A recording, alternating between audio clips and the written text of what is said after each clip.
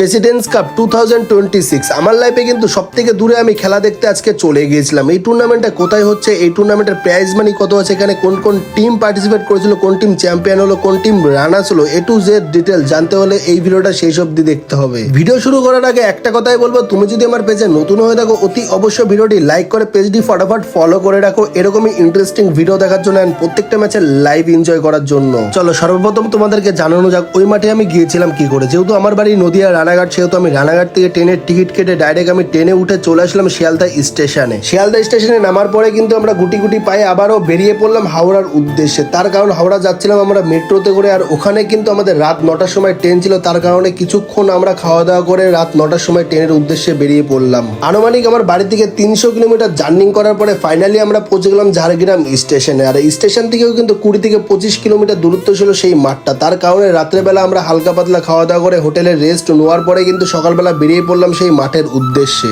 চলো তাহলে এইবার আমি তোমাদেরকে বলি এই টুর্নামেন্টের প্রাইজ মানি কত ছিল। এই টুর্নামেন্টের প্রাইজ মানি ছিল চ্যাম্পিয়ন 3,10,000 টাকা and runners up prize money ছিল 2.5 লক্ষ টাকা, তার সাথে সুদৃশ্য ট্রফি।